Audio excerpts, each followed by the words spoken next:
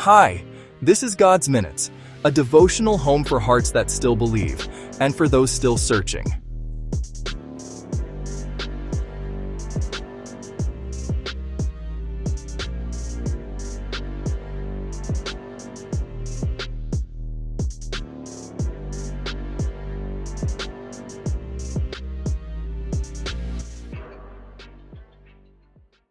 We're looking at a story from the book of Judges, back when the Israelites were still tripping and doing evil as soon as a good king would die or lose his status. This time, God allowed them to fall into the hands of the Canaanites from Hazor. Their army commander was Sisera, and he served under King Jabin. Of course, once the Israelites got wind of how big and strong the army was, they started crying to God, especially after 20 years of King Jabin and Sisera beating on them. So there was a prophetess serving at that time, Deborah. When the Israelites went to her to talk to God, she called a guy named Barak and asked him, "Hasn't the Lord commanded you to get 10,000 men from the tribes of Naphtali and Zebulun? Didn't he tell you he would make Commander Sisera meet you at the river and deliver him, his entire army, and his whole crew to you?" Barak's goofy tail said, "If you go with me, I'll go. If you don't, I'm not going." "Wait, what?" Deborah said. "Okay, I'll go with you. But just so you know, you're getting no love for this trip. God is going to let a woman have this great victory." From there, they both went to get ready.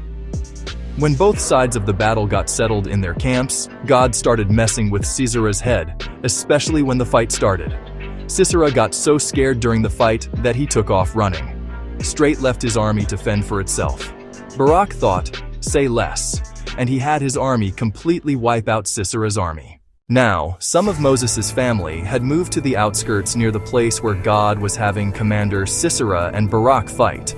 Part of that family was JAEL, and that's who Sisera met after he had run for a while. JAEL heard him fumbling around outside and went to greet the stranger. She said, "Come in, don't worry, you need to rest. Calm down."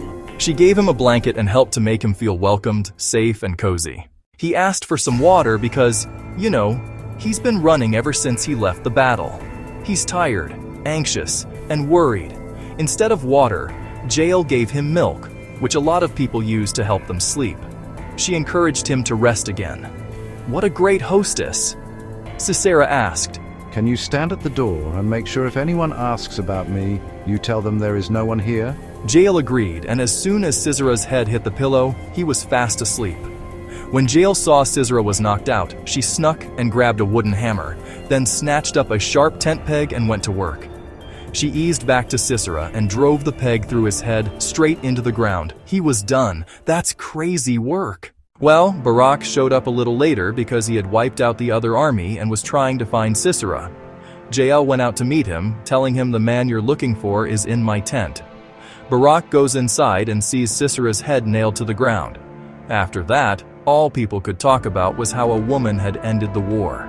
A woman had ended Israel's oppression by using the tools she had in her everyday life. Since Barak was having a Chicken Little moment, JAEL and her quiet courage saved the day. When God's on your side, all he needs is you and your willingness to move when he asks. That was JAEL and the tent peg. Did you enjoy it? Thanks for coming to God's Minutes, a 7 Shades of Ray project.